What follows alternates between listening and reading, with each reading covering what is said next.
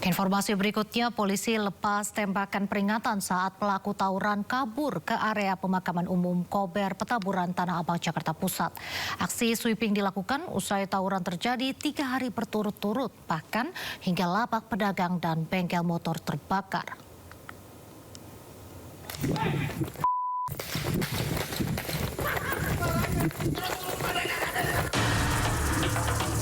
Tim Puser Polsek Metro Tanah Abang mengejar sejumlah remaja terduga pelaku tawuran yang bersembunyi di area tempat pemakaman umum Kober, Tanah Abang Minggu malam. Petugas harus melepaskan tembakan peringatan ke udara guna mencegah para remaja kabur. Sayangnya mereka lolos usai melompati pagar beton. Polisi berhasil mengamankan seorang remaja yang tengah tertidur pulas ditinggalkan teman-temannya di atap sebuah makam. Petugas kemudian melakukan sweeping ke Jalan Petamburan 3, hasilnya 3 remaja yang tengah asik nongkrong diamankan. Sempat terjadi ketegangan saat seorang warga berusaha melindungi anaknya saat diamankan polisi.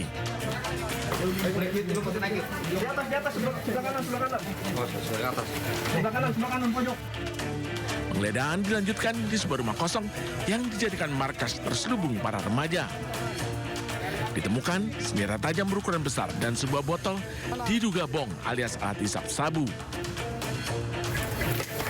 Bong ini ya? Bong. Aksi sweeping dilakukan polisi merespon tawuran 2 kelompok remaja yang pecah selama 3 hari berturut-turut di depan Pasar Gili-Gili Petamburan yang menyebabkan sebuah lapak pedagang telur dan bengkel ludes terbakar. Kini para remaja yang terjaring razia dibawa ke Polsek Metro Tanah Abang. Dari Jakarta, Rani Sanjaya, iNews melaporkan. Kita beralih ke informasi lain, pemirsa, dunia maya dihebohkan dengan video sejumlah siswa berseragam SMA tengah mengejek gurunya. Diketahui siswa tersebut adalah siswa SMA dan aksinya didukung oleh teman-temannya yang lain.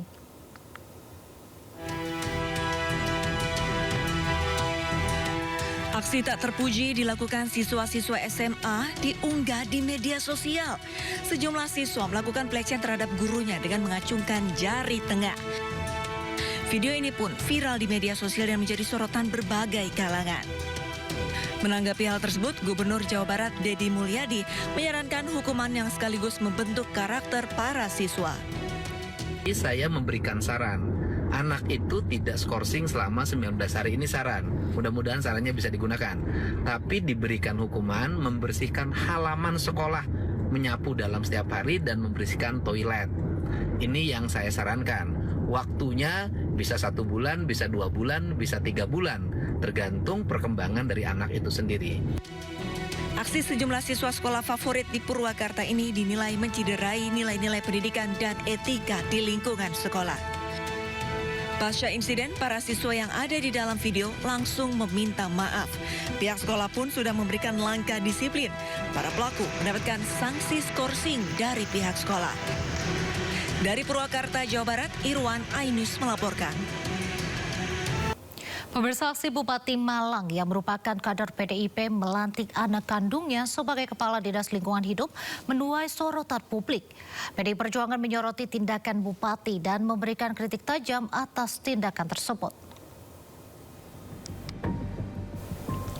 Pelantikan anak kandung oleh Bupati Malang untuk mengisi jabatan strategis sebagai Kepala Dinas Lingkungan Hidup mendapat perhatian serius dari DPP PDI Perjuangan. Sekjen PDI Perjuangan Hasto Kristianto menegaskan bahwa jabatan berdasarkan kemampuan harus tetap dijunjung tinggi dalam birokrasi pemerintahan. Meskipun pendidikan politik bisa dimulai dari lingkungan keluarga, Hasto mengingatkan agar prinsip keadilan tetap menjadi prioritas utama. Kami telah mendapat informasi seperti itu, fraksi PD Perjuangan kami minta untuk mengkritisi hal tersebut. Ya karena bagaimanapun juga sistem meritokrasi itu harus dibangun. Kita nggak bisa ya mengedepankan hal-hal yang di luar meritokrasi tersebut. Tetapi kita juga melihat bahwa pendidikan politik itu juga dimulai dari keluarga. Tetapi prinsipnya jangan sampai ada praktek-praktek yang tidak adil. Itulah yang dikritisi oleh PDI Perjuangan.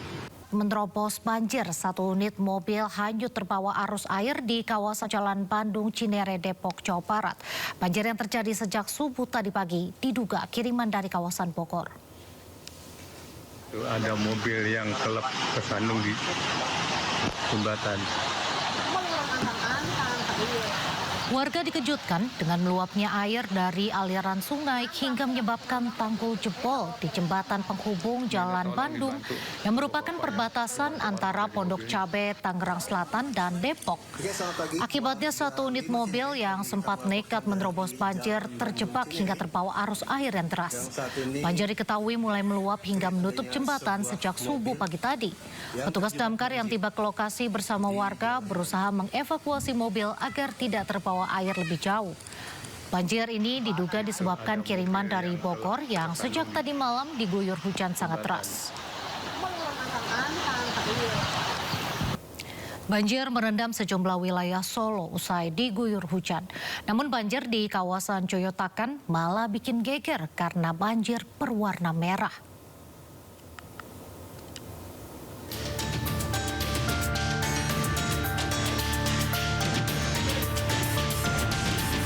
Warga RW 6 Kelurahan Joyotakan, Kecamatan Serengan, Solo, Jawa Tengah kaget. Usai hujan deras mengguyur, banjir merendam wilayah mereka, namun banjir kali ini berwarna merah. Warga pun geger dan penasaran mengapa banjir berwarna merah.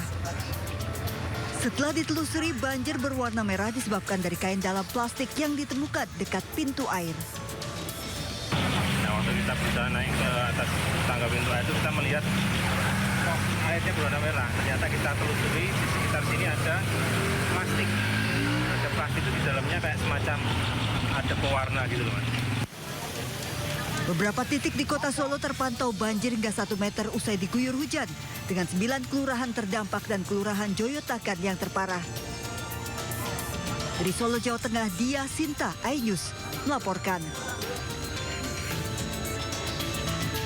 Pemirsa, berhati-hatilah saat membeli ponsel. Pastikan beli di toko resmi. Baru-baru ini Bareskrim Polri membongkar penyelundupan ribuan ponsel ilegal merek Amerika hingga Cina di 5 lokasi di Jakarta.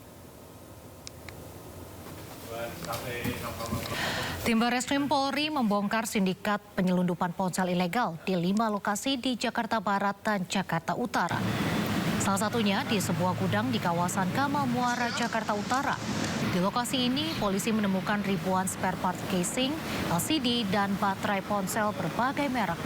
Di lokasi lain, di ruko kawasan Penjaringan, Jakarta Utara, petugas menemukan ribuan ponsel merek Amerika dan China beserta charger dan stiker palsu.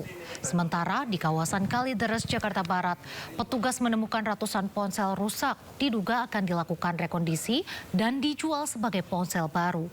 Total dari penggerebekan di 5 wilayah di Jakarta, ada sekitar 4.000 ponsel ilegal yang hendak dipasarkan ke sejumlah toko online. Polisi masih menyelidiki kasus ini.